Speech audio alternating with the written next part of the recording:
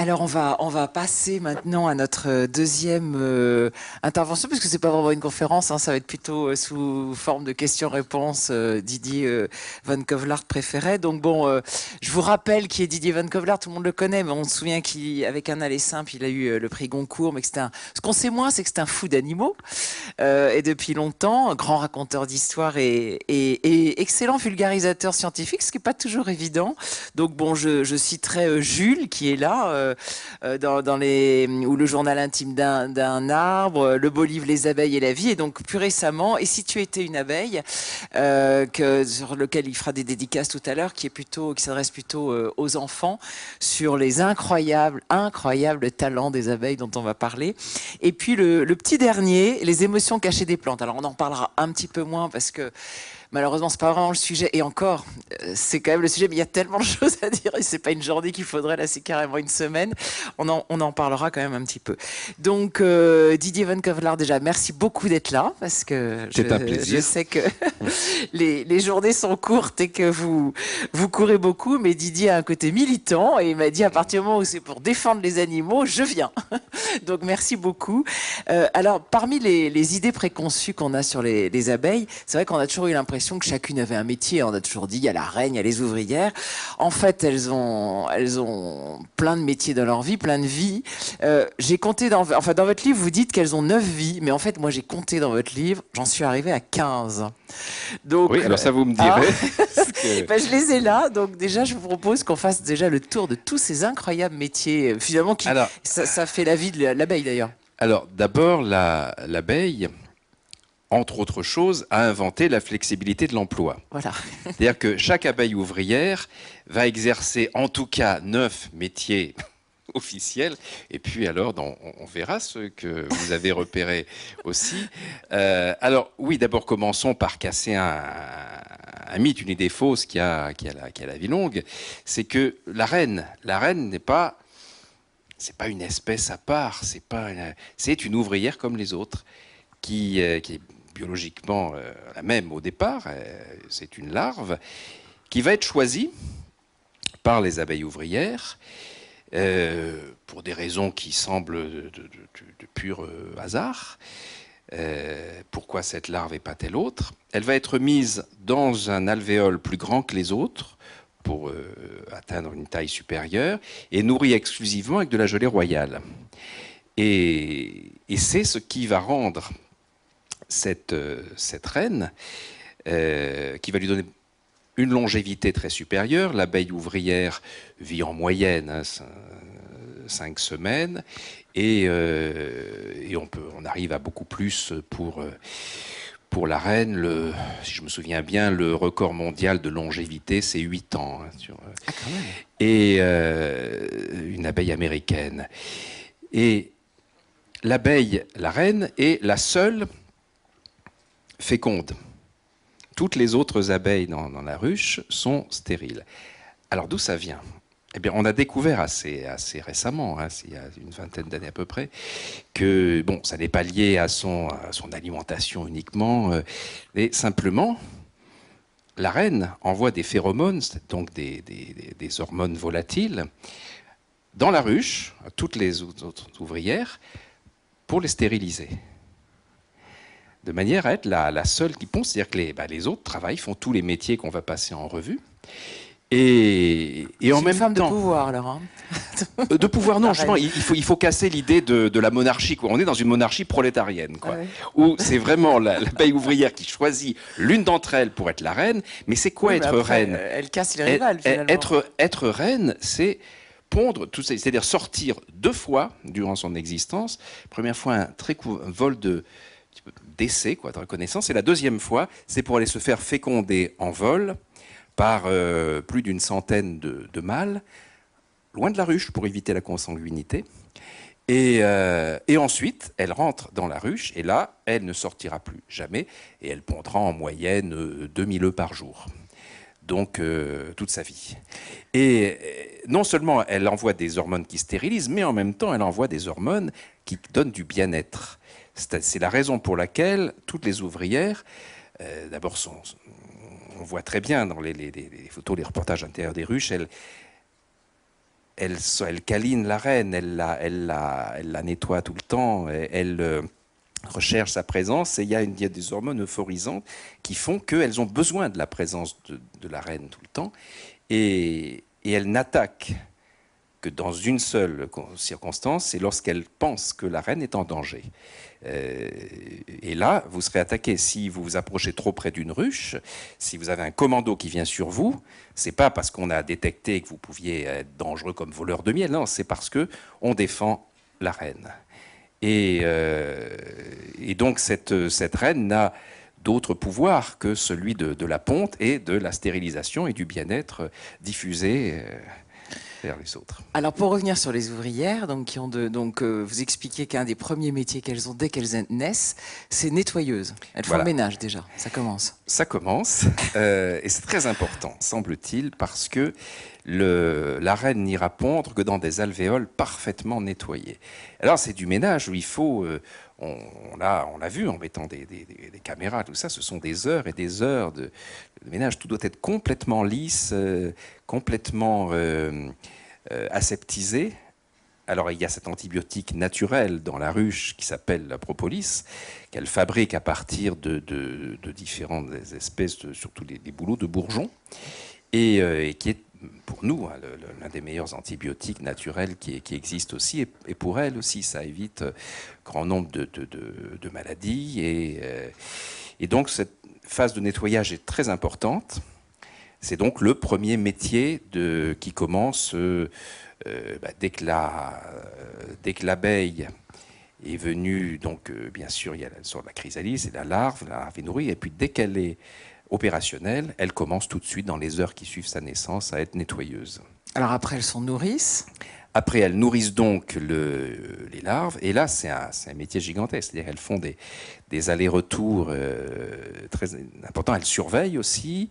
On a compté, je ne sais plus, que durant les 2 jours à peu près où elle est nourrice, elle fait 3000, 4000 visites par larve, quoi. Donc c'est quelque chose d'absolument énorme. C'est un travail incessant. Et tous ces métiers qu'on a commencé à passer en revue vont être déclenchés pour des raisons biologiques. C'est-à-dire que c'est le changement hormonal qui fait que, au départ, le temps que toutes les hormones arrivent à maturité, elles nettoient, ce qui ne réclame pas des compétences ou des fabrications de nutriments particulières, mais ensuite nourrissent, c'est-à-dire que ce sont des glandes qui se sont développées, qui vont permettre ce travail de nourriture, de transmission de nourriture, qui va durer là encore à peu près 3 jours, et on va passer ensuite au métier suivant. Et celui de constructrice. Voilà, alors parce que moi j'en ai plein en fait. Dans les métiers, j'ai nettoyeuse, nourrice, butineuse, fabricante de pollen, architecte, déchargeuse, éboueuse, médecin, embaumeuse, soldat, gardienne, ventileuse, exploratrice, mathématicienne, danseuse. Ah oui, mais là vous avez à partir de métiers, c'est-à-dire que les métiers dont je parle, c'est la fonction liée au... oui, mais pour nous les humains, ce sont des métiers. Mais par exemple, soldat, oui, mais soldat c'est gardienne, c'est les gardiennes sont aussi... Ah pas tout à fait, parce que vous expliquez qu'il y a la gardienne qui surveille l'entrée pour voir juste, elle fait juste que garder, comme un gardien d'immeuble. Oui, mais et elle devient soldat si jamais elle est attaquée ou là... Oui, mais c'est le même temps. C'est-à-dire, si vous voulez, je me suis vraiment... Enfin, c'est pas moi qui ai inventé cette classification, ce sont tous les grands chercheurs. Le plus grand étant Karl von Frisch, prix Nobel de médecine 1973, qui a passé 40 ans à décrypter le langage des abeilles, leur intelligence, le fonctionnement de la ruche. Et donc là, c'est ces différentes phases de sécrétion hormonale qui provoquent telle compétence pour tel métier. C'est ça qui fait la classification officielle des 9 métiers que j'ai reprise. Des 9 vies. Donc constructrice, ça veut dire fabriquer les alvéoles, justement, ceux qui sont destinés aux larves, le couvain, et puis les alvéoles destinées à être le réservoir de pollen et de nectar qui va être affiné en miel. Et là aussi, les alvéoles, c'est pas n'importe quelles alvéoles, il y a un vrai travail d'architecture finalement. Alors il faut savoir, on aurait dû dire en préambule, les abeilles sont apparues sur Terre il y a 150 millions d'années, en même temps que les plantes à fleurs. D'où cette coévolution chère à Darwin. La fleur ne peut pas, quasiment pas, se reproduire sans le pollinisateur. Sinon, c'est le vent, le hasard. Et l'abeille a besoin du nectar des fleurs pour se nourrir, fabriquer le miel. Donc, c'est vraiment pas un hasard si les deux sont apparus en même temps. Et donc, depuis l'origine, on en voit à travers des fossiles, on a des ruches conservées dans l'ambre de 130 millions d'années, on a des gravures rupestres qui montrent que très tôt, dès que l'homme dans les cavernes a dessiné son environnement, il s'est focalisé sur les abeilles, il a tout de suite compris le fonctionnement de la ruche. On le voit notamment dans la grotte de l'araignée en Espagne, où il y a l'extraordinaire représentation de l'invention de l'apiculture. C'est-à-dire, c'est une femme qu'on voit monter le long d'un arbre. Bien sûr, à l'époque, l'humain n'a pas encore eu l'idée de fabriquer un habitat dédié aux abeilles, la ruche. Donc là, eh bien, les alvéoles sont construites dans les trous des arbres, dans des anfractuosités de rochers, là où elles peuvent. Et donc là, on voit une femme monter le long d'un arbre et elle est toute entourée d'abeilles et elle prélève le miel. Donc, et puis on a des représentations des différents métiers dont je parle, c'est-à-dire on voit la nourrice, la gardienne, tous les qui montrent que vraiment, dès le début, ils se sont beaucoup intéressés à cette intelligence des abeilles. Et il est plus que vraisemblable que l'agriculture a été suggérée à l'homme par les abeilles. C'est quoi l'agriculture? C'est la transformation d'une matière première, en l'occurrence le sucre des fleurs, en un produit dérivé. Et il faut rappeler que le miel est une chose que seules les abeilles savent faire. L'homme est capable de fabriquer des confitures. Il n'est pas capable de fabriquer du miel.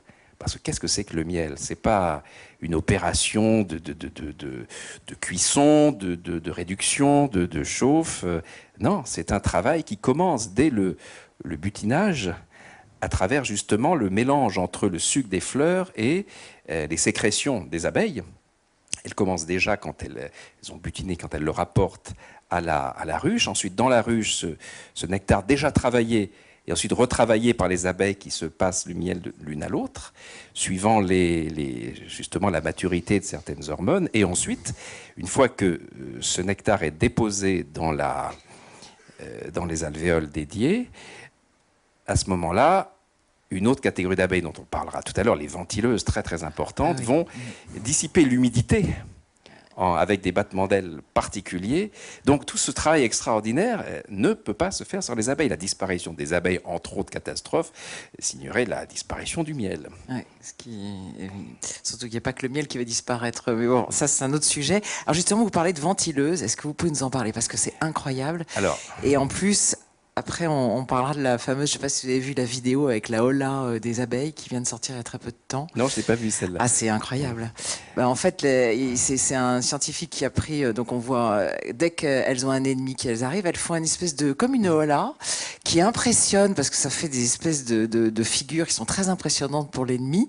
Et si jamais l'ennemi est quand même très courageux et qu'il y va, eh ben, elle ventile et elle le cuise. Donc vous allez nous raconter cette histoire de ventilateur. Alors, les ventileuses, donc c'est un métier qu'elles vont exercer ensuite, après celui de constructrice. Et il faut savoir que la ruche doit rester été-hiver à une température moyenne de 37 degrés, de manière à ce que le couvain puisse fonctionner normalement, que les larves puissent avoir un développement normal. Donc, ça veut dire que il faut pratiquer de la clim, et il faut pratiquer la clim réversible. Et c'est le boulot des abeilles ventileuses, qui sont capables. Alors, le résultat, on le sait, il est constaté, c'est scientifique, c'est indéniable. Comment font-elles? Ça, on ne le sait pas. Comment font-elles pour, déjà, à volonté, refroidir ou réchauffer la température de leur corps, l'augmenter ou la diminuer suivant la saison, et ensuite orienter le travail musculaire qui fait battre les ailes de manière à souffler de l'air chaud ou de l'air froid. C'est vraiment de la clim réversible qu'elles ont inventée. Et ce qui fait qu'on a toujours cette même température, s'il fait 40 degrés ou moins 20 dehors, on arrive tant que la ruche est en activité à ce travail-là. Puis comment savent-elles qui fait cette température-là? C'est quand même extraordinaire. Alors là, de toute façon, là, on peut appliquer à tous les comportements des abeilles cette question-là. Comment font-elles? Et là, l'homme aujourd'hui n'a pas de réponse autre que de dire elles s'adaptent, elles perçoivent, elles s'adaptent, elles agissent en conséquence avec un comportement intentionnel. Et tout ça, c'est quoi? C'est la définition de l'intelligence. Pas d'une intelligence dérivée, de l'intelligence tout court. C'était la définition de Darwin à laquelle on revient aujourd'hui, sans faire de classification d'intelligence intellectuelle ou intelligence pragmatique. Darwin disait, c'est quoi l'intelligence? C'est la faculté d'agir de manière intelligente. C'est tout simple, et voilà, et c'est ce que font les animaux, ce que font les abeilles, et on en parlera un peu tout à l'heure, ce que font les plantes. Alors pour revenir toujours sur la ventilation, ça leur permet aussi donc de tuer un ennemi. Alors par exemple, c'est particulièrement indispensable contre le frelon asiatique. Voilà. Et là, ce frelon asiatique qui n'est arrivé chez nous que en 2004, il me semble, dans le port de Bordeaux, importation de poterie chinoise dans lequel il y avait un nid. Et le frelon asiatique, qui est un colonisateur incroyable, aujourd'hui c'est répandu partout, quasiment, et on voit la difficulté de venir à bout de lui, et notamment nos abeilles, toutes les abeilles ne peuvent pas le tuer avec leur dard, parce que sa cuirasse est trop importante. Donc aucune abeille sur Terre ne peut tuer avec son dard le frelon asiatique. Petite parenthèse, on croit généralement que dès que l'abeille pique, elle meurt. Alors ça c'est vrai quand elle nous pique nous, parce que la peau est élastique, et donc le dard reste prisonnier par son crochet, et l'abeille se déchire l'abdomen en repartant. Mais quand elle pique un animal, une autre abeille étrangère à la ruche, une guêpe, un frelon européen, non, elle peut, les gardiennes, les soldats, ils peuvent piquer tant qu'elles veulent. Mais là, le frelon, on ne peut pas. Alors, que font les abeilles? Mais les abeilles asiatiques, puisque le frelon asiatique, comme son nom l'indique, n'est pas sur nos contrées. Eh bien, elles ont appris depuis sans doute des millions d'années, depuis que ce frelon existe, et dès qu'il veut venir s'attaquer, parce qu'évidemment il nourrit, le but c'est de prendre les butineuses, de les choper en vol, de les décapiter et de les ramener dans leur nid, comme une gourde pour nourrir leur progéniture. Ça, c'est vraiment c'est terrible. Si vous observez ça, comme je l'ai fait chez les apiculteurs, c'est terrifiant. Ce sont des commandos d'une précision. Donc, la réponse des abeilles asiatiques, eh bien, comme vous le disiez, c'est de se mettre à une centaine à peu près autour de lui et de le cuire, de faire un méchoui. C'est-à-dire de monter la température suffisamment, comme ça, pour le cuire, à l'étouffer. Il faut 20 minutes pour qu'il se mette à bouillir. Donc en 15-20 minutes, le toujours frelon asiatique est mort. des ailes. Ah, bien sûr, c'est-à-dire elles chauffent, elles envoient de l'air chaud. Donc là, du coup, en effet, elles ne sont pas gardiennes, à ce moment, les ventileuses, mais elles arrivent, elles sont mobilisées, si je puis dire. C'est une armée de réserve. Hein. Elles sont mobilisées lorsque c'est utile, et ça n'est utile que pour le frelon asiatique. Sinon, il est beaucoup plus simple. Il suffit d'une abeille gardienne qui pique un frelon européen, puis ça y est, il est mort. Là, il faut se mobiliser. Et on est en train, en France, je travaille avec des apiculteurs là-dessus, de faire venir, d'apporter des reines, de voir comment transmettre cette information, puisqu'il est avéré que les abeilles sont des communicatrices exceptionnelles. Simplement, elles ont besoin de temps. Et là, l'arrivée du frelon asiatique chez nos abeilles, qui évidemment n'ont jamais été confrontées à ce problème-là, donc n'ont absolument pas prévu de riposte, d'attaque. Là, il faut donc, il faut les former. Et comment les former? La chose qui paraît la plus simple, mais qui pose d'autres problèmes par rapport aux espèces, à l'introduction de rennes qui ne sont pas forcément compatibles, mais il y a des premières, des comportements d'imitation qui sont en train de voir le jour, et voilà, c'est très important parce que sinon la seule solution pour lutter contre le frelon asiatique, c'est une plante, une des passerelles de plus, la Serracenia, découverte par hasard sur une décharge à Nantes il y a 4 ans, je crois. Et on découvre cette plante, une plante carnivore, qui ne mange que du frelon asiatique. C'est-à-dire qu'elle fabrique un nectar, quelque chose qui attire le frelon de manière imparable. Et c'est vraiment son alimentation dédiée, c'est-à-dire ça n'attire pas les guêpes, ça n'attire pas les abeilles, ça n'attire pas le frelon européen, et éventuellement il peut y aller, mais c'est pas lui le plus intéressant. Et il faut 3 jours pour digérer complètement un frelon asiatique, c'est-à-dire il n'en reste vraiment rien. Et chaque fleur peut en contenir une vingtaine à peu près, donc qu'elle digère. Donc évidemment, cette plante qui est une plante de tourbière, qui est on essaie, voilà, on la replante de plus en plus, mais évidemment tout de suite l'industrie s'est mise en disant on va isoler le principe de la molécule. La molécule donc, qui attire ce frelon, de manière à mettre ça dans des bouteilles, dans des coupes.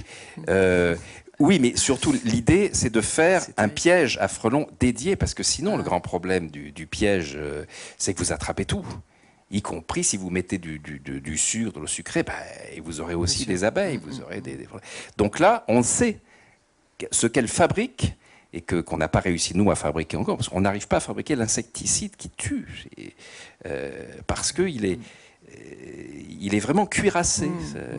Donc là, voilà, la nature nous offre les 2 seules solutions de se débarrasser de ce fléau, c'est les abeilles, l'information que peuvent transmettre les abeilles asiatiques aux nôtres, et puis et cette plante carnivore. Alors pour continuer toujours sur leur façon de se défendre, dans leur métier ou talent, je ne sais pas comment vous dites, vous expliquez qu'elles sont embaumeuses et qu'à la limite c'est presque elles peut-être qui ont inventé le côté momie. Ça c'est incroyable aussi, cette histoire. Ah oui, c'est très vraisemblable, parce que on parlait tout à l'heure les Égyptiens se sont inspirés des alors des les Égyptiens, d'abord, c'est eux qui ont inventé la ruche. Et qui se sont dit, évidemment, eux aussi avaient tout compris du comportement des abeilles, de tout l'intérêt d'avoir le miel et la propolis et tout. Et ils ont proposé des habitats, justement, pour ne pas aller faire des kilomètres pour chercher dans un tronc d'arbre, une forêt, en haut d'un arbre inaccessible. Ils se sont dit, faisons venir les abeilles à nous. Et alors, ça a été très long, c'était des centaines d'années pour qu'ils aient l'idée d'un modèle, c'est-à-dire le modèle qu'on a encore aujourd'hui, les cadres, les casiers, que les abeilles ont accepté, après des tas d'autres propositions dont on a perdu la trace pour beaucoup, mais dont on a quand même, parce qu'évidemment les Égyptiens dessinaient tout ce qu'ils faisaient, donc on a les prototypes, y compris les prototypes refusés par les abeilles, que des gens sont amusés à reconstruire, à proposer aux abeilles qui n'en veulent pas du tout. Et donc ils sont arrivés un jour à ce principe de cadre qui a plu aux abeilles, parce que c'est la loi du moindre effort qui gouverne la nature, et là tout à coup il y a du préfabriqué. Ok, allons sur ce préfabriqué qui leur font gagner du temps dans leur courte vie, parce qu'il y a une base intéressante sur laquelle elles peuvent construire et tout. Donc les abeilles, les Égyptiens donc inventent la ruche pour les abeilles, et en observant les abeilles, puisque tous ces comportements dont on parle tout à l'heure, selon toute vraisemblance, étaient là dès qu'il y a eu une observation humaine, tout était là déjà. Donc on ne sait pas, c'est difficile de dire à quel moment elles ont développé telle ou telle application de leur pouvoir par rapport à leur vie quotidienne, à leur développement. Mais en tout cas, dès qu'il y a observation humaine, on a les témoignages de tout ce que je vous raconte aujourd'hui. Et Donc, les abeilles embaument. Mais pourquoi elles embaument? Elles embaument, par exemple, s'il y a un mulot qui rentre dans une ruche. Quand elles tuent une guêpe, tout ça, elles le balancent. Alors, il y a Il même... faut toujours que ce soit propre. On rappelle que Ah, c'est toujours, toujours très propre. Donc, Mais propre, alors propre, c'est bon. Donc on va pas laisser un cadavre chez soi. Et non, quoi. parce que c'est pas uniquement de la propreté, ce type modèle helvétique, c'est aussi une question d'hygiène. Sinon, évidemment, vous laissez un cadavre, vous allez avoir de la contamination, des bactéries, tout ça. Donc, elles vont... une catégorie d'abeilles, justement, les éboueuses, ouais, vont emmener les cadavres, les relâcher un peu loin de la nourriture, de la ruche, quand même. Voilà. Mais le mulot, c'est trop gros. Mais le mulot... Non, elles peuvent pas, même si elles se mettent à 500 dessus, elles vont pas arriver à soulever un mulot. Donc elles l'embaument. Donc elles ont trouvé cette idée-là, c'est quand même déjà génial. C'est-à-dire de trouver, alors c'est un dosage particulier à base de propolis et d'autres choses qui est dédié à l'embaumement. Donc là encore, on a un comportement intentionnel, une recherche de matières premières, voilà, et on a... je ne sais pas si certains d'entre vous ont vu des cadavres de petits rongeurs, tout ça, embaumés, ou de lézards. C'est hallucinant. Non, j'ai jamais vu. Je ne sais pas si vous avez vu. Ça va être incroyable Moi, de j'ai voir. Oui, Et alors, on continue toujours sur leurs multiples talents, parce qu'il y en a tellement. Donc, les exploratrices, c'est celle évidemment qui nous fascine aussi beaucoup. Ça, c'est le dernier métier, parce que c'est celui qui réclame la connaissance de tout le reste. Donc, c'est quand on est un peu vieux et qu'on a un peu d'expérience qu'on devient explorateur. Oui, c'est-à-dire que d'abord, elles ont été butineuses, c'est-à-dire qu'elles sont, ça c'est celle que nous connaissons le mieux, puisque c'est en dehors de la ruche, on voit les abeilles butiner, aller d'une fleur à l'autre. Et donc, en transportant ainsi le nectar et le pollen d'une fleur mâle à une fleur femelle, elles assurent donc la pollinisation, la reproduction donc des plantes, et en se servant au passage, bien sûr, et en rapportant le miel et le nectar à la ruche. Donc, ces butineuses, eh bien, elles ne partent pas forcément au hasard. Elles suivent les consignes, souvent, des exploratrices. Donc, ce dernier métier, alors la butineuse, elle fait son travail dédié, puis elle revient à la ruche, elle dépose, elle retourne. L'exploratrice, elle est en repérage. Il faut savoir que chaque abeille a une connaissance absolue du périmètre autour de la ruche, à peu près de 3-4 km, et une carte mentale. Et ça a été prouvé par Carl von Frisch, par Gould, par tous les ça, vous allez nous le détailler tout à l'heure, c'est passionnant, ça. Voilà. Donc, elles savent exactement ce qui se trouve sur leur territoire et quelle direction. Et par exemple, en déplaçant les ruches, en les mettant ailleurs, eh ben, elles vont retourner, donc elles ne perdent pas du tout leur repère. Elles se basent sur le soleil, sur les champs magnétiques, sur tout, et elles sont... elles font du calcul, leur territoire, en fait. elles calculent tout le temps. Alors là encore, c'est un énorme mystère. On en parlera tout à l'heure, notamment le calcul par rapport à la position du soleil. On va en parler d'ailleurs très vite, puisque c'est le rôle des exploratrices. Donc l'exploratrice, eh ben, elle va faire du shopping, elle fait du repérage. Quelles sont les nouvelles fleurs intéressantes à butiner? Qu'est-ce qu'il y a où? Et donc, elles partent de la ruche et elles vont de manière aléatoire, quoique le langage des fleurs, pour appeler les abeilles, est quelque chose de fascinant, sur lequel je reviens beaucoup dans les émotions cachées des plantes.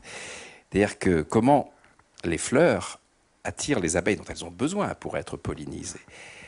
Alors, la couleur, l'odeur, et puis d'autres choses encore, le mimétisme. Elles ont besoin de séduire, d'envoyer des messages. Et alors l'abeille, bien sûr, voit les couleurs. L'abeille, sauf le rouge, donc une fleur rouge, et il y en a quand même beaucoup, c'est pas la couleur qui va attirer, donc elle va envoyer des parfums et elle va envoyer ce qu'on appelle les guides nectarifères. Et c'est des rayons ultraviolets. L'abeille voit l'ultraviolet, ce que nous sommes incapables de faire, et elle va aller, alors c'est très curieux, c'est encore un des mystères, il y a les fleurs qui émettent des rayonnements ultraviolets. Il y a plusieurs bandes. Ce que les abeilles préfèrent, c'est le 5, si je ne m'abuse. En revanche, elles détestent, donc quand il y a 5 guides, elles y vont tout de suite. Quand il y en a 6, elles détestent pourquoi est-ce que les plantes continuent à émettre des bandes de des guides nectarifères à 6 bandes alors que les abeilles ne s'y intéressent pas? Eh bien, certaines plantes ont décidé qu'il y avait plus intéressant que les abeilles pour être pollinisées. Et notamment les plantes qui sont pollinisées la nuit, qui sont moins nombreuses, mais il y en a. Notamment le baobab, ça paraît curieux de le mettre là, mais le baobab est classé dans les plantes, alors que c'est un des plus grands arbres. Et non, il est toujours dans cette classification de plantes. Il fait des petites fleurs blanches. Pourquoi blanches? Parce qu'il a choisi la chauve-souris pour être pollinisé. Allez savoir pourquoi, c'est pas de jour qu'il a choisi la pollinisation. Donc des petites fleurs blanches, la chauve-souris a une vision très défaillante, dans le blanc elle voit. Et puis, ça c'est pas le baobab qui fait ça, mais il y a d'autres plantes qui ont compris que évidemment la chauve-souris fonctionne par écolocalisation, hein, par un sonar. Et donc, il y a une image incroyable que vous pouvez voir sur Internet de plantes qui ont fabriqué au-dessus de la fleur à féconder une espèce de feuille qui a tout à fait la forme de, vous savez, les avions AWACS, les avions de détection, de reconnaissance. Et ben voilà, il y a exactement les proportions et on a vu on est certain que les chauves-souris comprennent cette écolocalisation à partir de cette feuille-là qui émet un appel. Donc, revenons à nos abeilles. Aux abeilles, oui. Les abeilles, donc, sont attirées par les fleurs et l'exploratrice, donc, va rentrer à la ruche faire son rapport. Alors, ce qui est extraordinaire, c'est que, bien sûr, au départ, elle part en zigzag, hein, et puis elle revient en ligne droite, et là, elle va danser pendant parfois des heures dans la ruche, dans l'obscurité de la ruche, sur un plan vertical, pour donner à la fois la distance et la localisation du butin, de l'endroit le plus intéressant. Donc c'est la fameuse danse de Van C'est Frisch. la danse en 8 autour d'un axe figurant le soleil. Et c'est là qu'on arrive dans un casse-tête incroyable. C'est que, je vous disais, parfois elle danse des heures parce que la loi du moindre effort gouvernant la nature, pour qu'elles se déplacent, les butineuses, il faut les convaincre. Et là, il y a eu notamment les expériences de Carl von Frisch et James Gould qui ont mis des fleurs, des pots de fleurs, sur une barque, et une barque au milieu d'un étang ou d'un lac, sur le territoire des abeilles. L'exploratrice, elle arrive, elle a ça, et elle va faire son rapport. Elles n'y croient pas, les butineuses. Dans l'intelligence des abeilles, il y a aussi l'intelligence critique, il y a l'esprit critique. Et là, elles savent très bien que ce qu'on leur indique là, c'est l'emplacement d'un lac ou d'un étang, et elles savent très bien qu'il n'y a pas de fleurs à butiner au milieu de l'eau. Donc là, elles n'y vont pas. En revanche, le lendemain, les expérimentateurs rapprochent la barque du rivage, d'autres exploratrices arrivent, vont transmettre l'info, et là, les butineuses y vont, parce que l'endroit indiqué, avec une précision, je veux dire, on est au centimètre près, l'endroit indiqué, c'est le bord, c'est le rivage, et là, sur le rivage, oui, il y a des plantes qu'on trouve. Donc, quand parfois ces exploratrices vont danser des heures, évidemment, la position du soleil qui est leur référence n'est plus la même. La Terre tourne, donc, elles réussissent par une opération mentale qui est impossible à l'homme et qui nous est même impossible de concevoir comment elles y arrivent. Elles vont modifier l'axe du soleil, de sa position, de manière à ce qu'au moment précis où les butineuses vont dire « Allez, ok, banco, on y va », la position soit bonne. Sinon, elles vont aller dans un endroit dont la localisation était valable il y a 1 heure, mais qui ne l'est plus maintenant, vu la précision laquelle elles ont. Donc l'abeille a à la fois le sens du temps terrestre et, si je puis dire, du temps solaire. Et en plus, ce qui est incroyable, c'est que Van Frisch, ses expériences étaient dans les années 30, 40, par là. Ah ben il a pendant 50 ans. Oui, c'est ça. On n'a toujours pas compris réellement on est certain, certain du phénomène, ouais, du résultat. C'est tout simple, les protocoles de Carl von Frisch, ils numérotaient les abeilles, il les marquait. Donc il voyait très bien telle abeille qui allait à tel endroit, l'exploratrice avec son numéro, qui revenait, qui lançait, et puis d'autres abeilles numérotées qui allaient sur place, l'endroit était repéré, donc, et puis d'autres ont refait après, dès le moment où on l'a cru. Lui aussi, comme les abeilles exploratrices, mais les gens ont rigolé. Karl von Frisch, on s'est mis à le prendre au sérieux quand il a eu le prix Nobel de médecine, en 73. Il avait, je sais pas, 80 ans, chose comme ça. Il est mort très vieux et il a continué tout le temps, parce que c'est lui qui avait décrypté ce langage.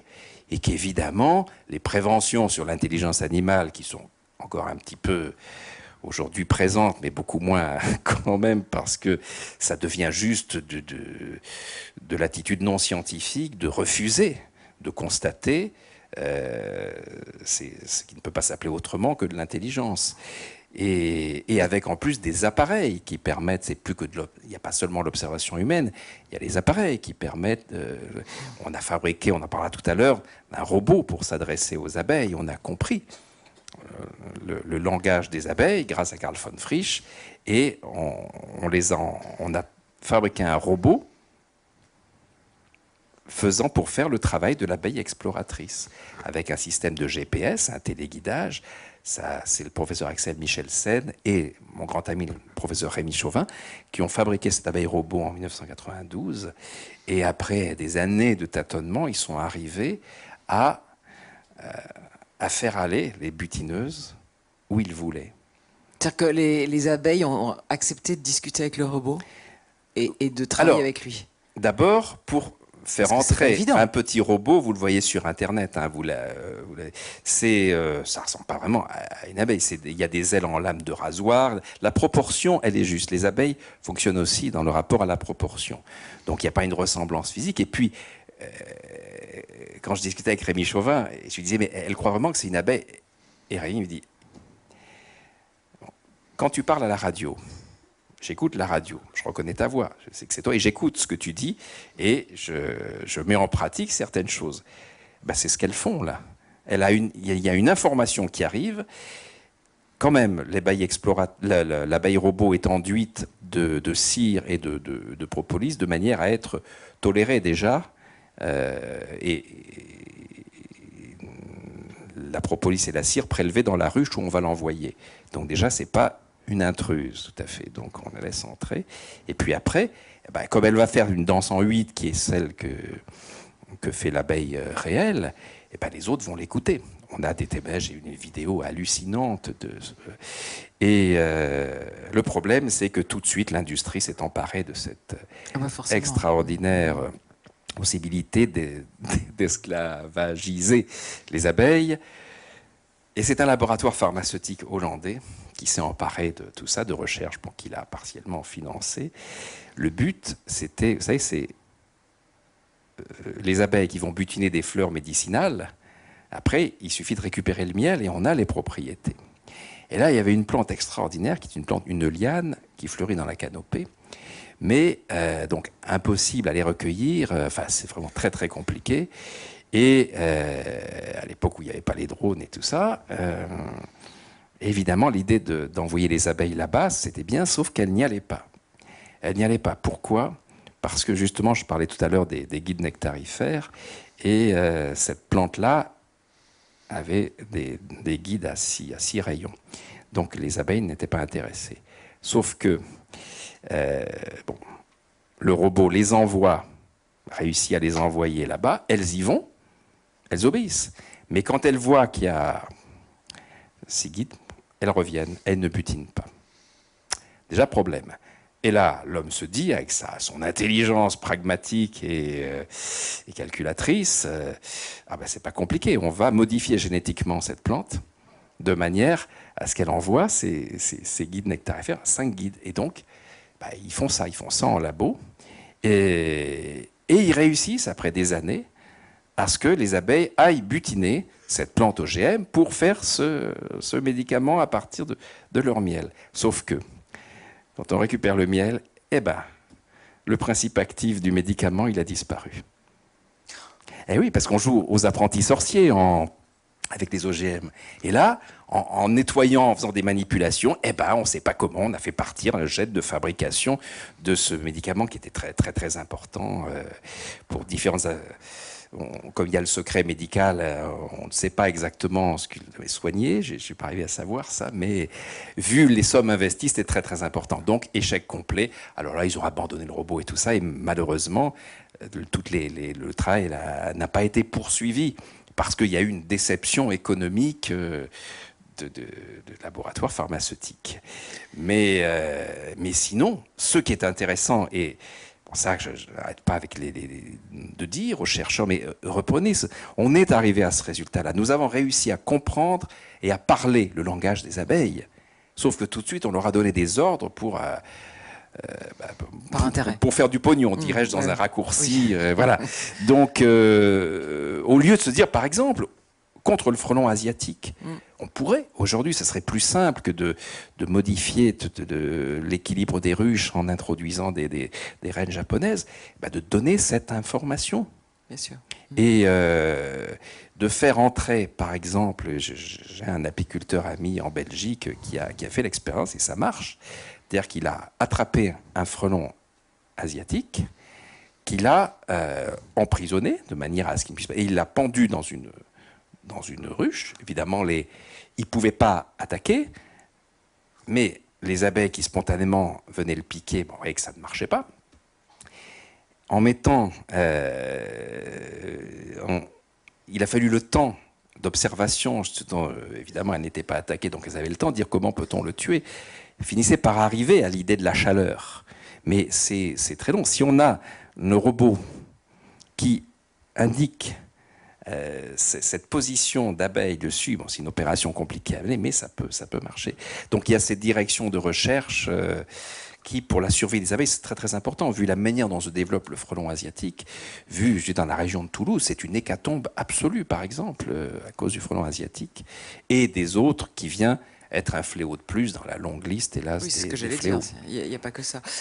Pour revenir sur toujours leur intelligence. Alors la danse, on est d'accord que pour l'instant, on n'a pas encore réussi vraiment à décrypter complètement cette danse.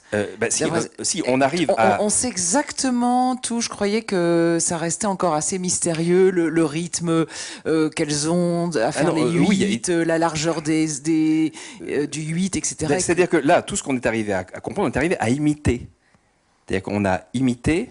Mais on sait tout dire, comme elle. On arrive à peu près à décrypter tout leur langage de cette danse. C'est-à-dire qu'on est arrivé, mais pas... Ça, c'était Karl von Frisch, Chauvin et les autres. Donc, on passait vraiment des années, justement, à partir en filmant les ruches, à comprendre, voir tel mouvement pour tel butin, et à faire des opérations, justement, qui permettaient d'imiter ça pour essayer d'envoyer les butineuses à l'endroit. Donc, c'était recopié.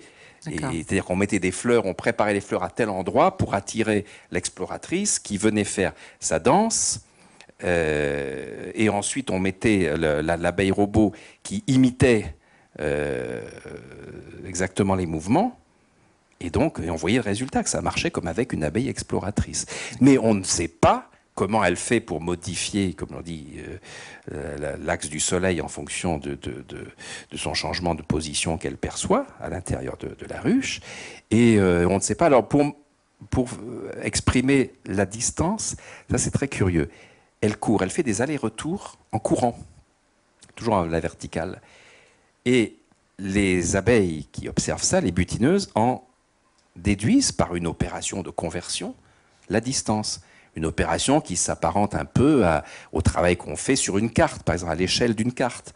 On sait qu'un centimètre égale 1 kilomètre, par exemple. Pour elle, c'est pareil.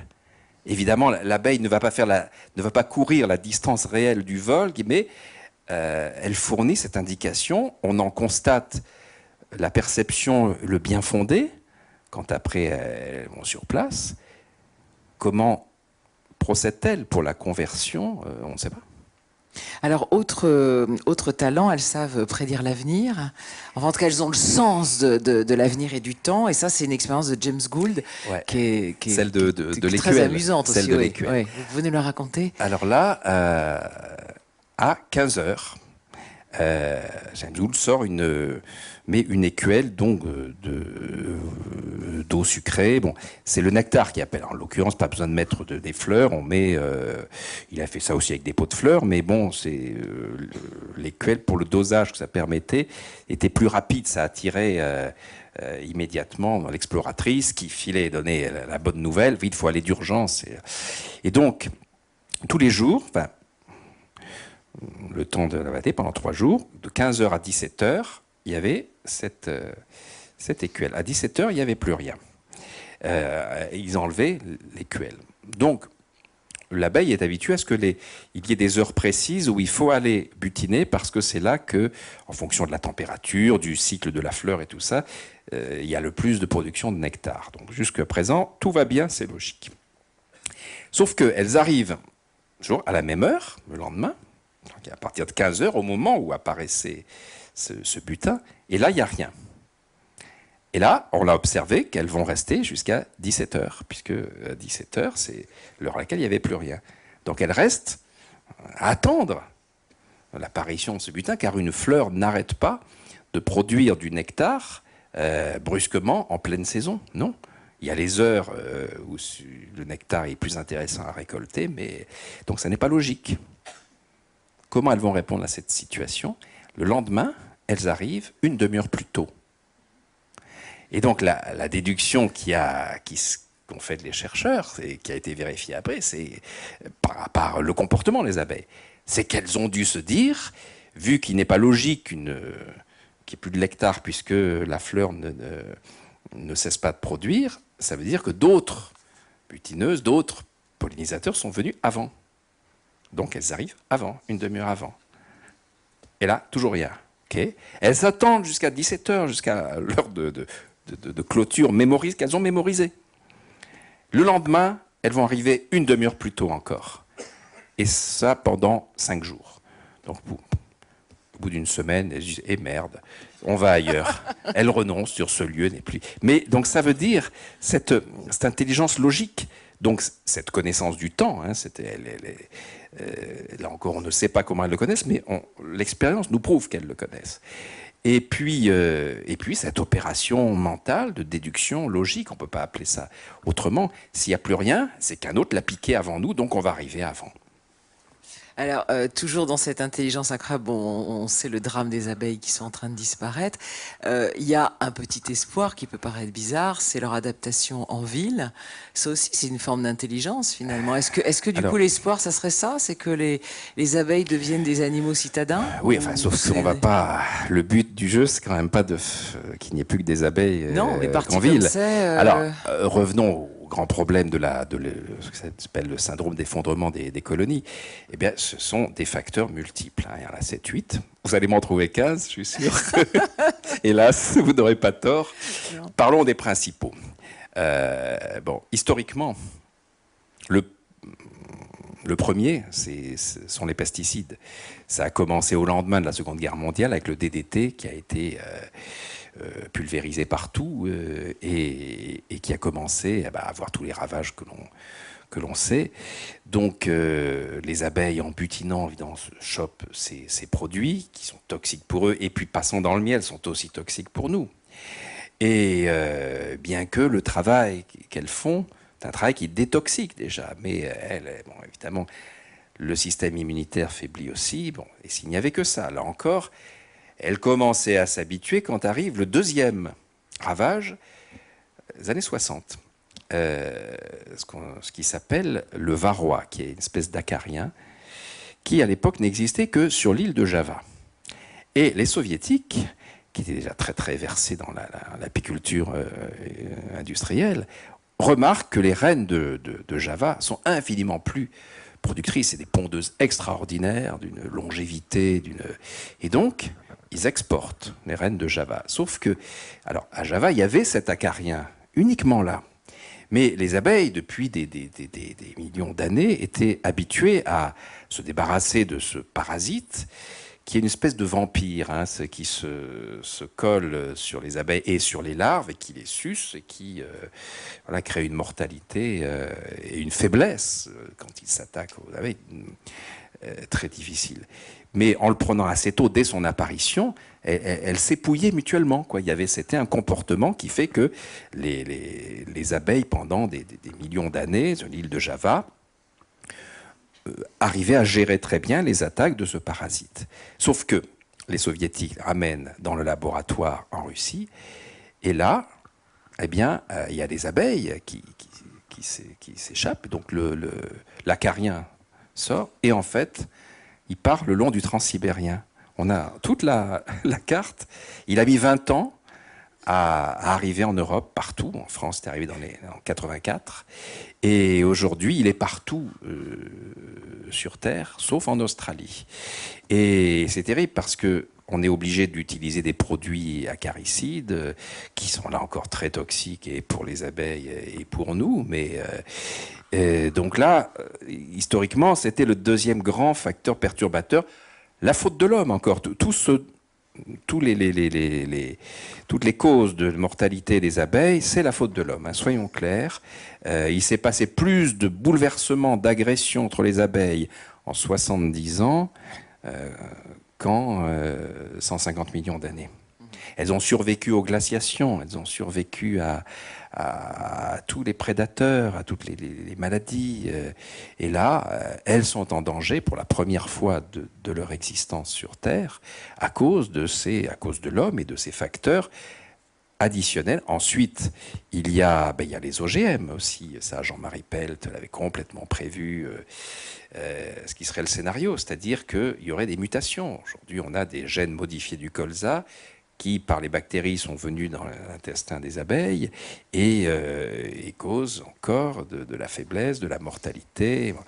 Et puis, on a eu les pollutions électromagnétiques qui brouillent leur système comme on disait, de repérage. Là, tout à coup, tout ce que je vous disais sur le travail des exploratrices, c'est d'être vrai parce que leur sens de l'orientation, même les abeilles, ne retrouvaient plus leur ruche à cause et ça, on l'a fait en expérience et les chercheurs en ont la preuve, c'est vraiment des perturbations, des ondes électromagnétiques, des antennes relais, de tout ça, qui brouillent leur système de réception.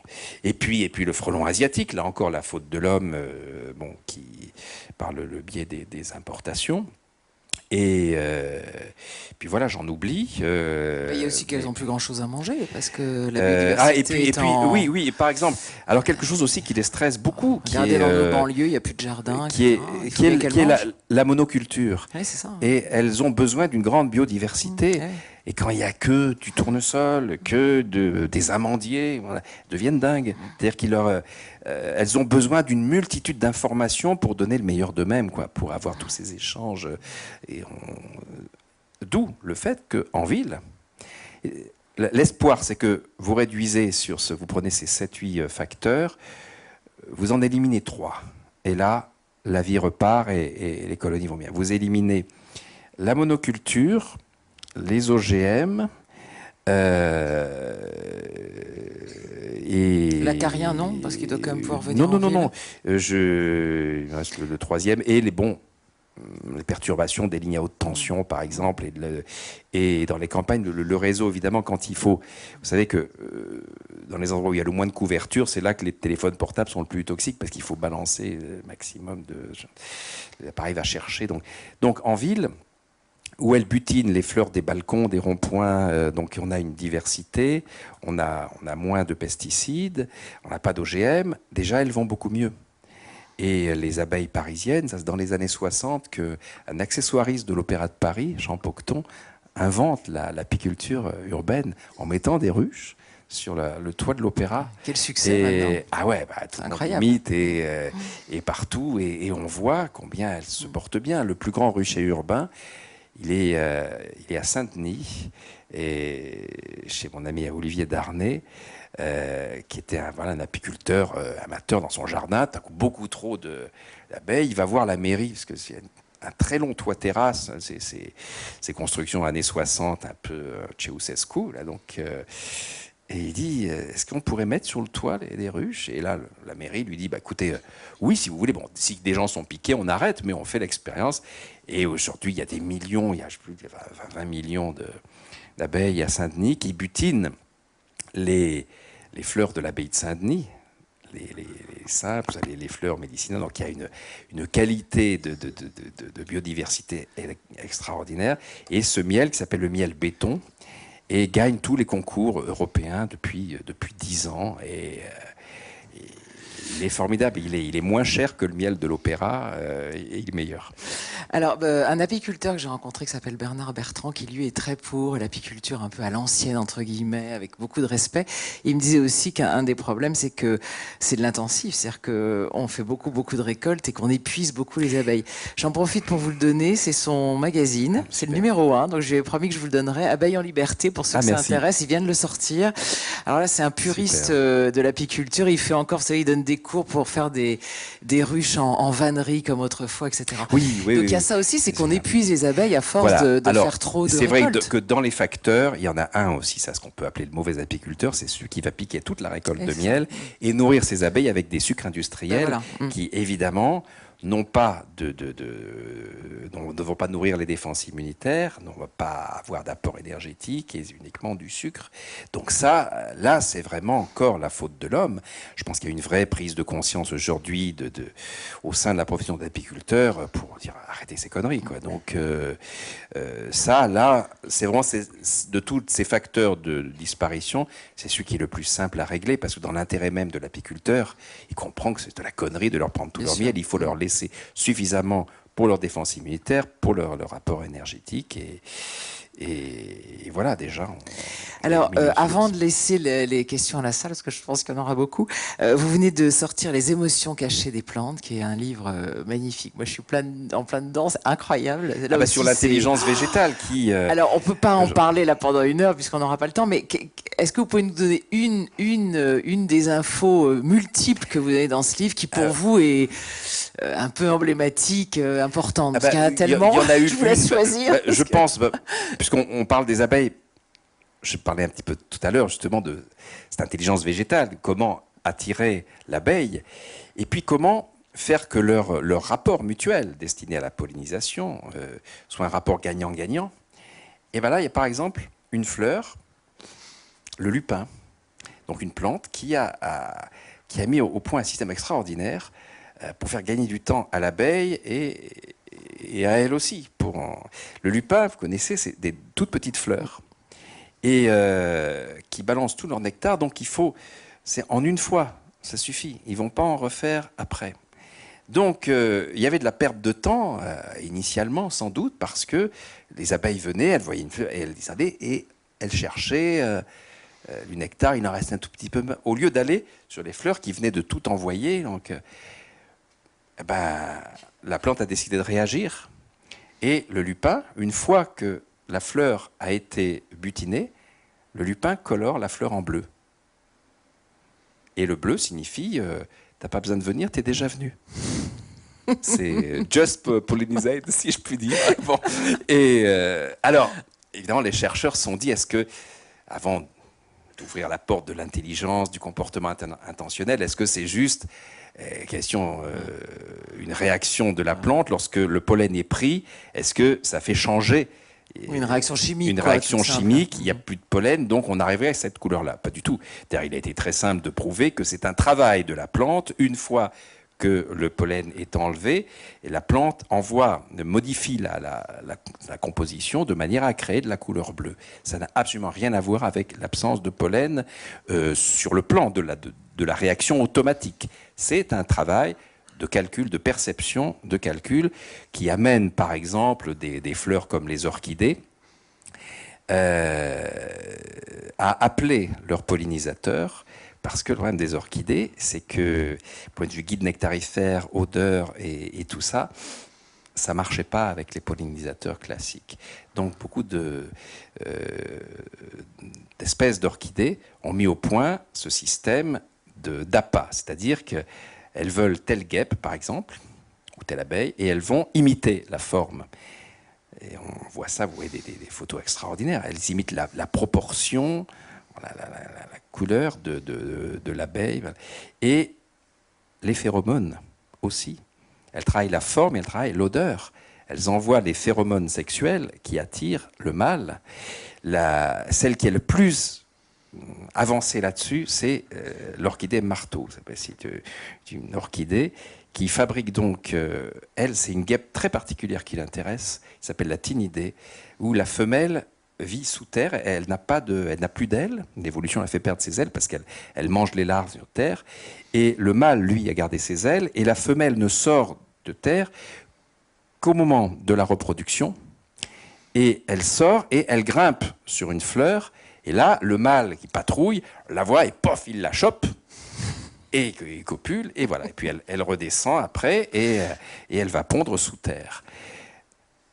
Eh ben, l'orchidée s'est emparée de ce... Donc elle a observé ça, elle s'est mise à fabriquer, avant que l'abeille Tinidée femelle ne sorte de terre, elle fabrique sa forme, son odeur sexuelle, pour attirer le mâle. Le mâle arrive, évidemment il essaie de copuler, il n'y arrive pas, il dit, ah, merde, donc, pof, il va aller sur une autre fleur, et comme ça, il va transporter le pollen. Il va fatalement arriver à partir de la fleur mâle qui a fabriqué cette abeille femelle, cette simili-guêpe femelle, ben, il va fatalement arriver tout chargé de pollen, qu'il a chopé en essayant de copuler. Il va arriver sur une fleur mâle, il va laisser, sur une fleur femelle, où il va laisser le pollen et il va la polliniser.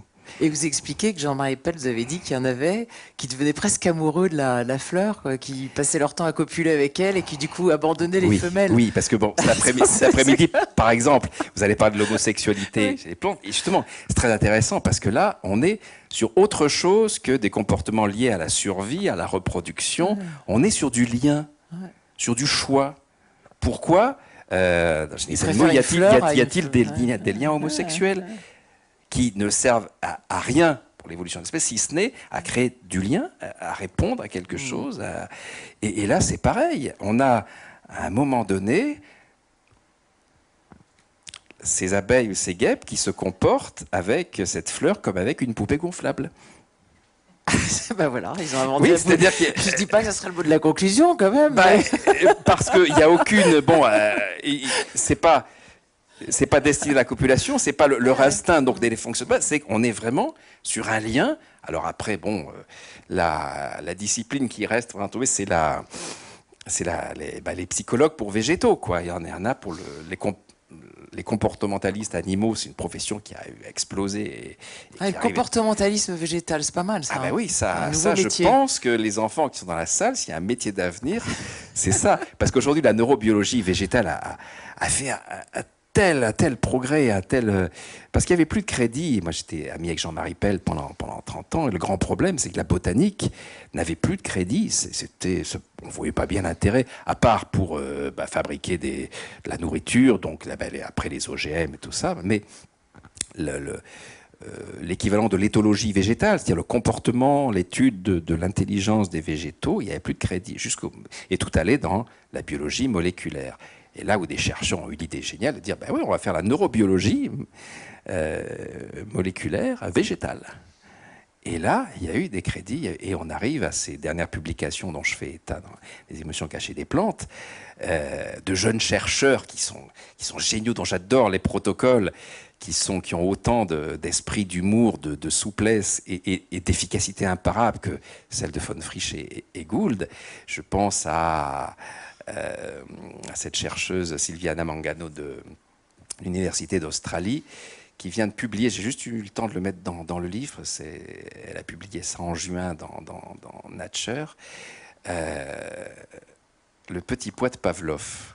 Vous savez, le chien de Pavlov, c'est une expérience connue, on apporte une gamelle à un chien en même temps qu'on fait résonner une cloche, et puis au bout de quelques jours, il n'y a pas de gamelle, mais on fait résonner la cloche et le chien salive. C'est l'apprentissage associatif. Et là, on a fait la même chose avec un petit pois. C'est-à-dire le petit pois, donc, on met un courant d'air qu'on envoie, et dans la direction de ce courant d'air, le protocole d'ailleurs a choisi le truc plus spectaculaire, c'est-à-dire que ça a commencé à pousser, puis on lui envoie à contre-courant de la direction où il pousse, un courant d'air. Et au bout d'une demi-heure, il y a une lumière qui s'allume dans la direction d'où vient le courant d'air. On fait ça pendant 5 jours. Le 6e jour, on leur envoie le courant d'air et il n'y a plus de lumière. Le petit pois va continuer à pousser contre le vent, donc, parce que c'est là qu'il y a la lumière. Il a mémorisé que c'est là qu'il y avait la lumière. C'est le petit pois de Pavlov. Je veux dire, l'imagination, moi qui suis un littéraire de départ, c'est vraiment par l'usage de l'imagination par les scientifiques que je suis tombé amoureux de tout ça, que j'ai compris, enfin, que j'ai essayé de comprendre et de transmettre toute cette intelligence à l'œuvre avec ce genre de protocole à la fois ludique et imparable.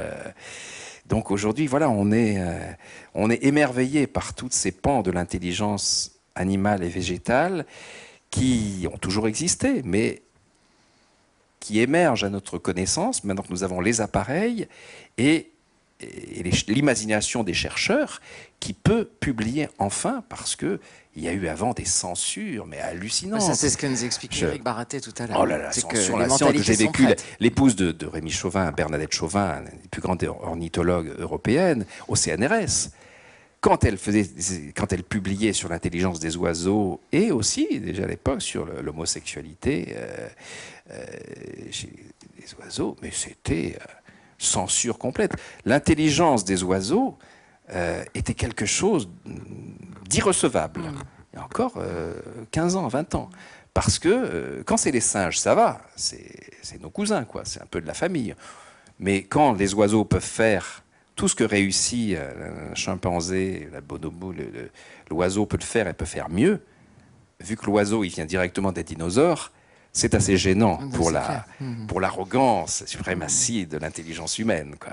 Donc là, ça fait désordre. Il n'y a même pas 15 ans, hein, parce qu'Emmanuelle Puydoba, qui dirige le laboratoire du CNRS et qui a écrit Intelligence animale, qui est là, elle l'a sorti il y a 2 ans, elle m'a expliqué que quand elle a eu cette idée il y a 4-5 ans, tous ses copains du CNRS lui ont dit « mais t'as vraiment que ça à faire, franchement ?» Et elle a eu du mal à faire accepter l'idée. Oui, mais ça c'est toute la... Je veux dire, il faut vraiment encourager les chercheurs à aller à contre-courant de ce qui est le grand piège, c'est-à-dire chercher utile. Et chercher utile, eh ben, ça veut dire faire dans l'OGM. Je donne un exemple incroyable dans les émotions cachées des plantes sur le maïs. Bon. C'est vrai que les OGM, ce sont... L'apparente nécessité des OGM est vraiment venue du maïs, le maïs décimé par la chenille pyrale. Donc, et après avoir épuisé la ressource des pesticides, puisque on sait que les insectes qui survivent à ces pesticides, la génération d'après, ils sont immunisés. Donc il faut monter le DDT depuis la fin de la guerre. On était arrivé à, je ne sais plus, à plus de 1000 fois la dose initiale pour arriver. Donc là, on en vient à un empoisonnement général, c'est plus possible. D'où l'idée de fabriquer cet insecticide génétique intérieur pour éliminer cette chenille. Sauf que on a oublié que le maïs, il y a encore du maïs, c'est qu'il avait trouvé un système imparable pour se débarrasser de la chenille pyrale. Il fabriquait l'odeur sexuelle qui attirait une guêpe qui adore la chenille pyrale. Donc, pour se débarrasser de son prédateur, il appelait le prédateur de son prédateur. Depuis des millions d'années.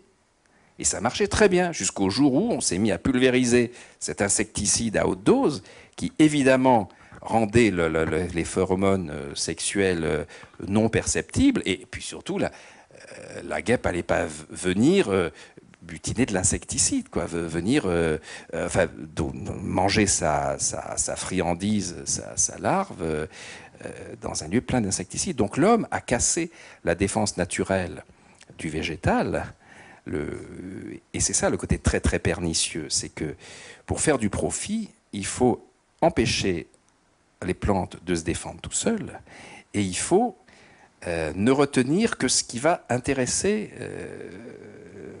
l'industrie agroalimentaire. Et donc là, on va nettoyer le génome du maïs. Le but, c'est d'avoir du maïs à grosse tête, des gros épis. C'est la demande, c'est la recherche.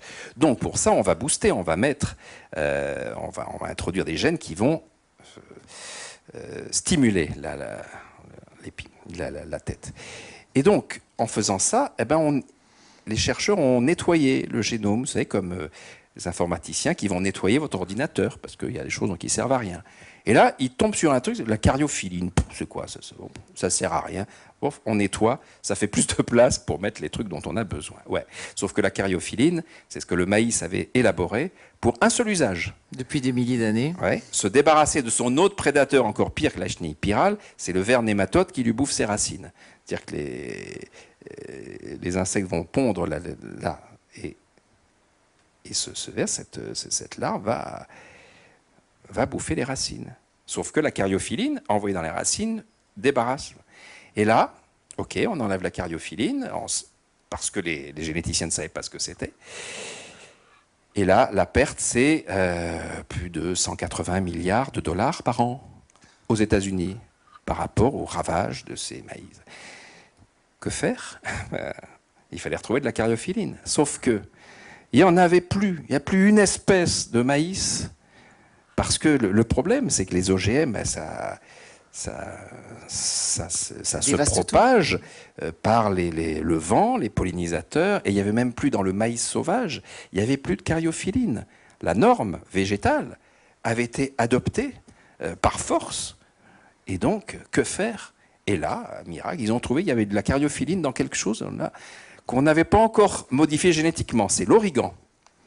On a trouvé de la cariophyline dans l'origan, aussitôt on l'a sorti de l'origan et on l'a introduit génétiquement dans le maïs, qui fait que le maïs qu'il avait fabriqué tout seul, on lui avait supprimé cette faculté naturelle de protection et on l'a modifié génétiquement pour lui remettre sa fonction naturelle. Voilà comment on marche sur la tête. Absolument. Donc tout ça pour dire aux chercheurs, continuez à nous prouver cette intelligence végétale animale, cette intelligence de l'interconnexion dont nous ne pouvons pas nous passer. Le jour où Einstein a vraiment dit et écrit à Carl von Frisch la fameuse phrase « Le jour où l'abeille disparaîtra, l'homme n'aura plus que 4 années à vivre », en partant du fait que 80% des fruits et légumes ont besoin des abeilles pour se polliniser, pour se reproduire. Et donc, Carl von Frisch est venu faire une conférence à Princeton, à l'université d'Einstein en 1959. Einstein a découvert le pouvoir incroyable des abeilles dont je vous ai un petit peu parlé, et en même temps, déjà, leur danger de disparition à cause du DDT, d'où cette mise en équation, si on peut dire, et cette réaction. Didier, on va laisser la salle vous poser des questions. En ce cas, c'est que j'ai... Alors, il y a quelqu'un qui lève... Est-ce que Anne est là avec le micro? Vous attendez, s'il vous plaît, d'avoir le micro pour parler, sinon on ne vous entendra pas. Merci. Bonjour, merci pour votre présentation. Moi, en fait, j'aimerais revenir sur ce que vous avez dit au début, sur le fait qu'en fait, on ne peut pas fabriquer du miel. Est-ce que c'est la raison pour laquelle les abeilles ne peuvent pas vivre seules, qu'elles ont besoin finalement d'être en communauté avec la ruche pour pouvoir fabriquer le miel et s'en nourrir? Ah, oui, absolument. Et il est important. C'est une chose que je n'ai pas dit, c'est qu'il y a ce qu'on appelle les abeilles sauvages, les abeilles solitaires, sont plus nombreuses que les abeilles domestiques encore sur la surface de la Terre. Simplement, elles ne font que nourrir leur progéniture. Donc, en effet, il n'y a pas cette industrialisation, si je puis dire, du miel destiné à faire vivre la communauté. Et donc, avec cette ampleur du travail, vous avez raison, la vie en société a développé une intelligence sociale chez les abeilles. Elles sont beaucoup moins connues, les abeilles solitaires. Il y a beaucoup moins... voilà, Carl von Frisch est intéressé essentiellement aux abeilles sociales. On en sait très très peu. Et le peu que l'on sait est aussi mystérieux sur le comportement des abeilles solitaires, notamment des mâles. C'est vrai qu'on n'a pas parlé des mâles. La condition masculine chez les abeilles, elle n'est pas très enviable. Hein, parce que, voilà, on sait, l'image communément admise, c'est que le faux bourdon, déjà, le mâle des abeilles, il n'a pas de nom. On le qualifie par ce qu'il n'est pas, un faux bourdon. Et déjà, c'est mal parti pour lui. Donc, il ne sert qu'à une chose, c'est la reproduction. Et puis après, on a observé que les abeilles le viraient de la ruche, et quand il ne voulait pas être viré, quand il revenait, elles le tuaient. Alors pourquoi? Ce n'est pas du sexisme, c'est des raisons climatiques. C'est-à-dire que le mâle n'est pas capable, comme les femelles, de réchauffer la température de son corps. Et quand arrive l'hiver, la présence des mâles est un danger pour la colonie, parce que ça épuise les butineuses, les ventileuses, parce que la présence du mâle fait descendre la température. Donc, c'est pour ça qu'elle l'élimine. Le mâle, en revanche, chez les abeilles solitaires, a des comportements très étranges que je n'ai pas le temps de parler, dont je parle un petit peu dans Si tu étais les abeilles, mais la recherche est complètement ouverte pour vraiment comprendre le fonctionnement des abeilles solitaires. Attendez, il faut attendre le micro. Alors, merci Universion, c'est particulièrement merci madame, merci monsieur. D'abord bravo pour Brégoncourt, formidable. Mais aussi bravo, parce que moi j'ai l'impression que j'ai à peine compris le 10e, ou surtout je ne mémoriserai à peine le 10e de ce que vous avez dit. C'est fantastique. Parce que c'est sur, par exemple, les végétaux, c'est une totale découverte. Merci. Alors j'ai 2 questions. La première, la reine des abeilles, elle mange un nectar. C'est le miel ou c'est autre chose? Parce Non, que c'est la gelée royale. Alors c'est quoi la gelée royale? La gelée royale, c'est un travail particulier c'est toujours à partir de miel, mais un travail de glande particulier. Fait par les ouvrières? Oui, absolument. D'accord. Et donc c'est une manière à partir toujours de matières premières qui sont le miel, les bourgeons, tout ça. Et voilà, la gelée royale que vous trouvez, que vous pouvez consommer aujourd'hui, est beaucoup plus riche en nourriture. Donc c'est une nourriture très très riche, donc qui va permettre le développement de l'abeille, de la reine abeille, donc qui sera déjà plus grande. C'est pour ça qu'il faut des alvéoles plus grands pour les reines, parce que je parlais au singulier, mais ce qu'il faut qu'il y ait une seule reine dans la rue, sinon elle se tue. D'ailleurs, par principe de précaution, les ouvrières en élèvent 5-6, et la première qui éclot va tuer les autres reines. C'est incroyable, c'est fascinant. Alors, j'ai quand même une réflexion sur votre intelligence. La ventilation... Celle des abeilles ou celle de Didier? J'ai pas bien compris. Oui, quand je dis votre intelligence, la vôtre est sûre. La vôtre est sûre et pas remise en question, même à Universcience, on sait que vous êtes supérieurement intelligent. Mais les abeilles, les végétaux. Vous avez parlé de cette ventilation, vous savez, pour maintenir à 37 degrés. Vous avez dit, quand il fait très froid, elles ventilent et elles émettent du plus chaud. Quand il fait très chaud, et ça, c'est d'une intelligence exceptionnelle. Vous avez dit ça. Mais monsieur, moi j'ai l'impression que quand il fait froid, chimiquement, leur corps change. Et quand il fait chaud, chimiquement, leur corps change. Donc c'est de la chimie et pas de l'intelligence.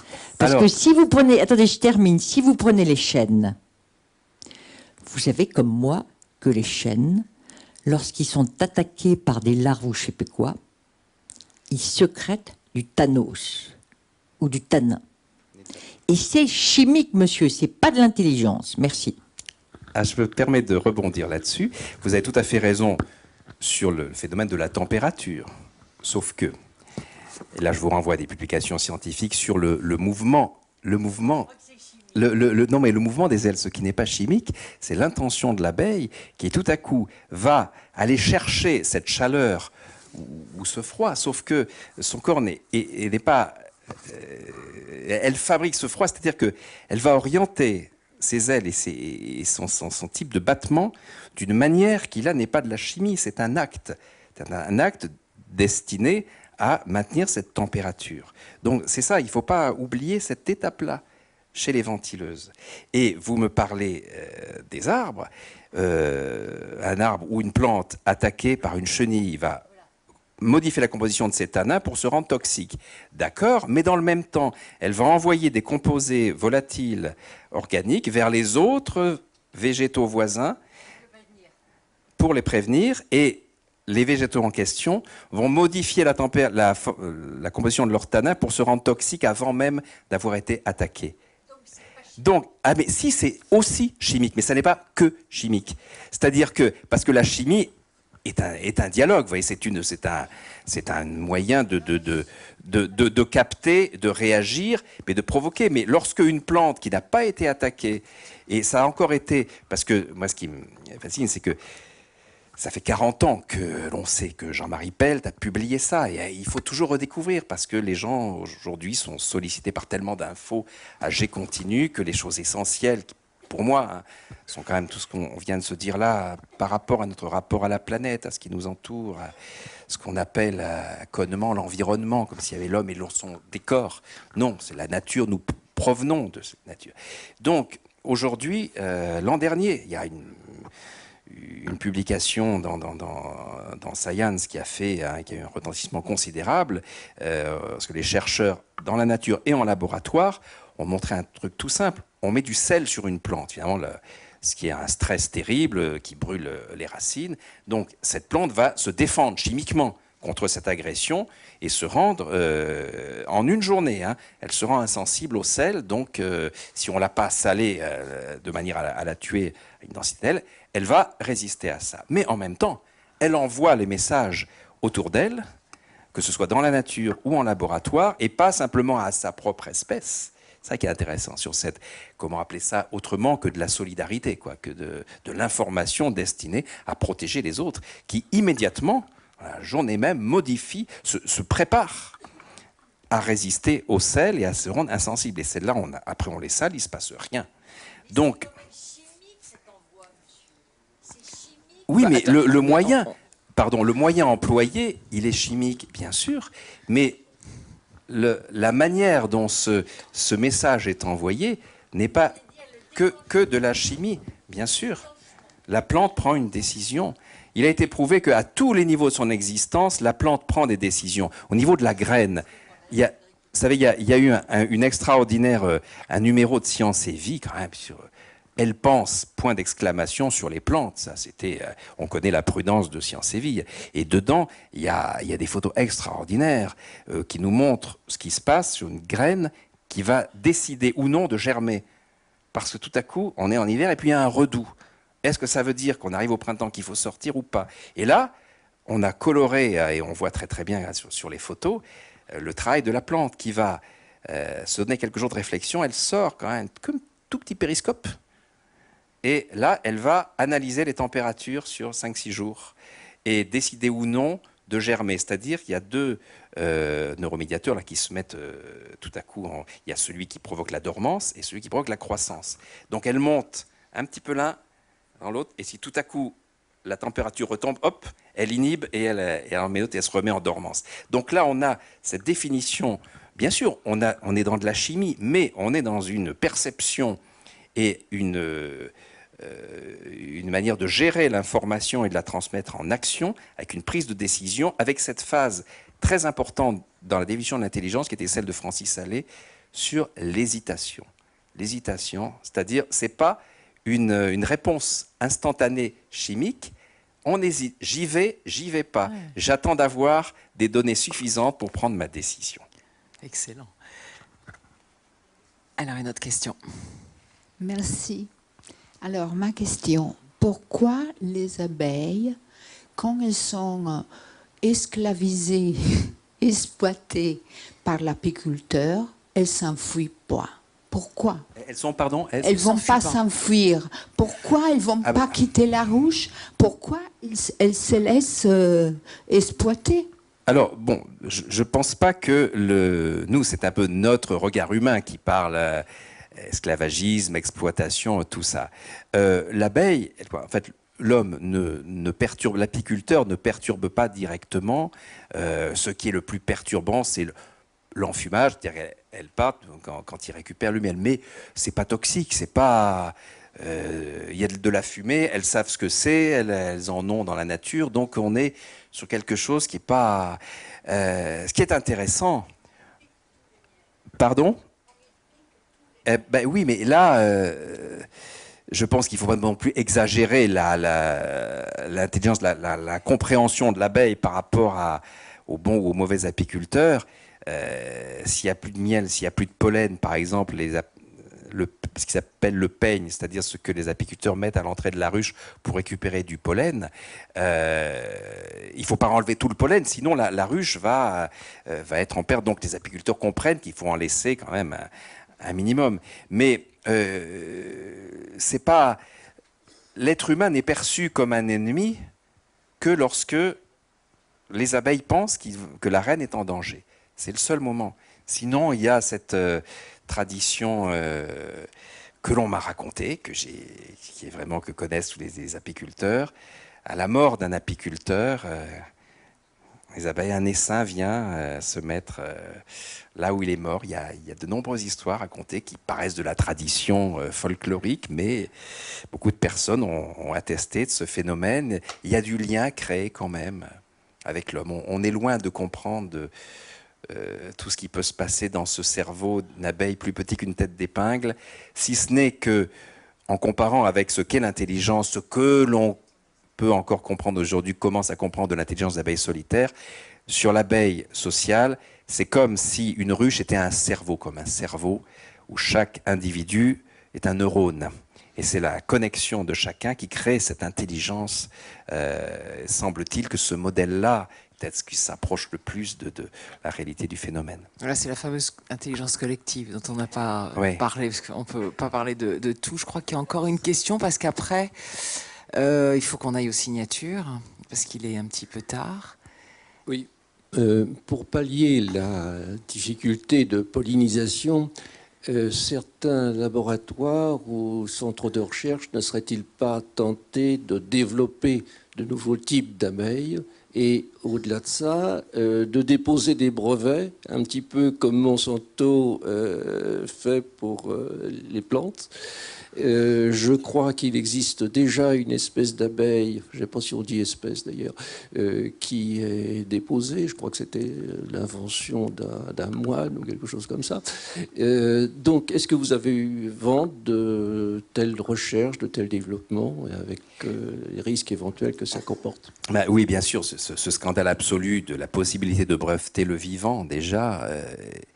quelque chose qui est terrible. Oui, il y a des brevets qui ont été pris. Alors, il faut que ce soit pour une nouvelle utilisation, pour qu'un brevet ait une valeur juridique.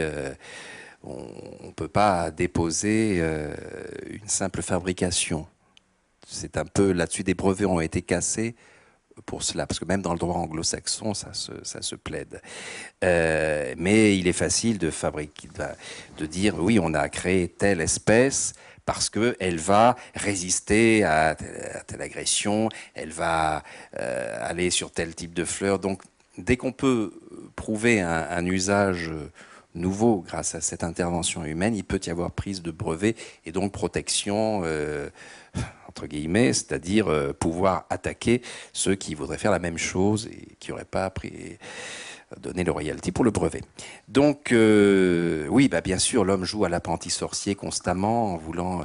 je vous ai raconté ça, ce qui a commencé dans les années 60 avec l'importation des reines de Java par les soviétiques et la catastrophe qui s'en est suivie.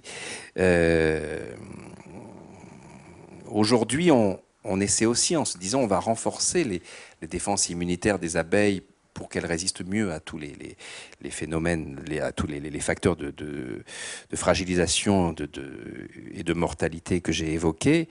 Le danger, c'est que là encore, on n'est jamais sûr. On n'est jamais sûr, d'abord, que les abeilles vont tolérer. Vous avez entendu parler de ces abeilles tueuses. Donc ce sont des abeilles qu'on a essayé de renforcer, tout ça. On s'est dit, on va fabriquer des reines plus fortes. Mais après, est-ce que la colonie va les accepter? Est-ce qu'elles vont pas se tuer entre elles? On joue à l'apprenti sorcier, là encore. Ça a été... beaucoup dramatisé. Il y a une chose importante que je voudrais dire, parce qu'on voit ponctuellement des faits divers en disant des gens attaqués, une piscine, une femme tuée. Il y a eu, il y a quelques mois, aux États-Unis, une femme tuée par 3000 piqûres d'abeilles, je sais plus.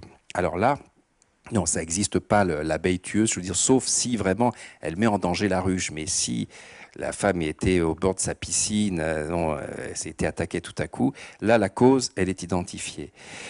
Ça s'appelle son nom m'échappe.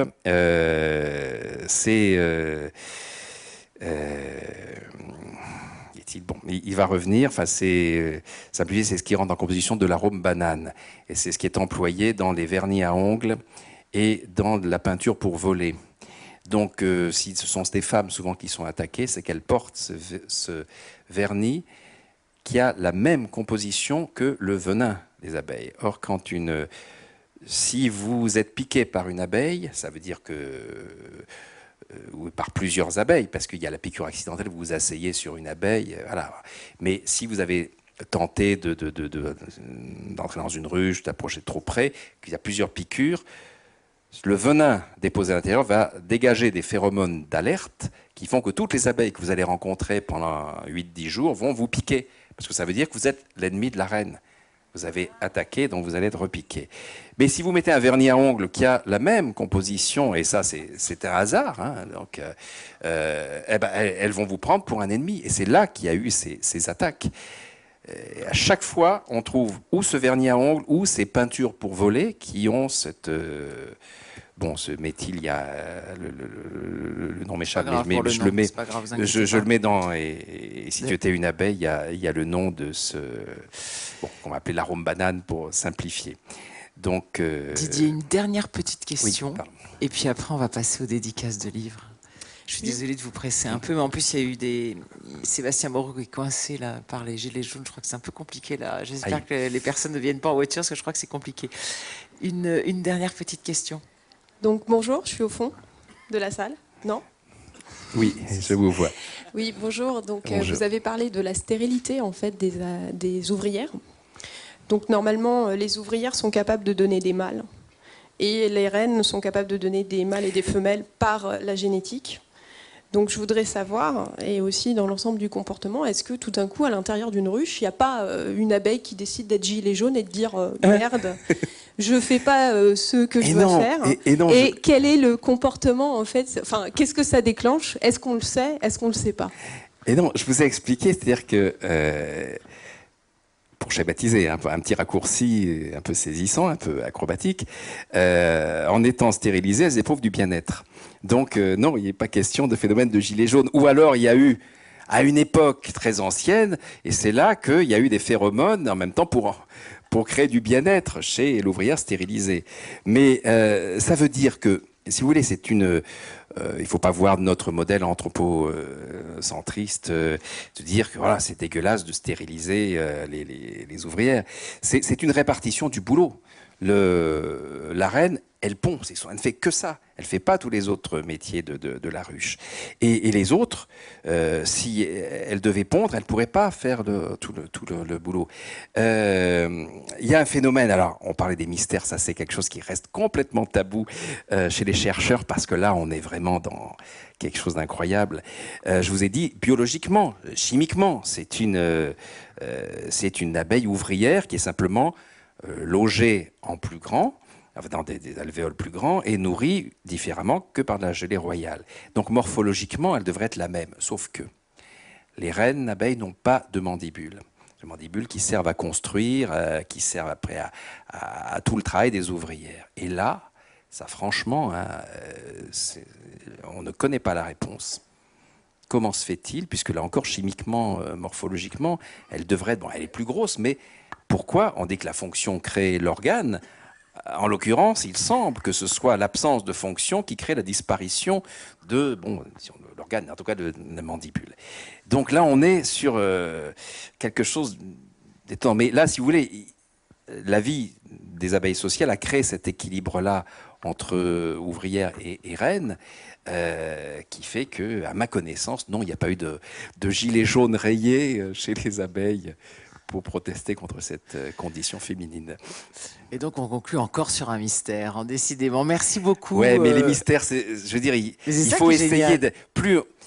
Moi, j'aime pas arriver à une réponse définitive, parce que. Et non, justement, c'est ça qui est essayons d'approcher par Absolument. tâtonnement, et puis gardons à la fois l'esprit critique et la capacité d'émerveillement. Ouais. Et puis et de nous dire, il y a encore des choses incroyables à comprendre.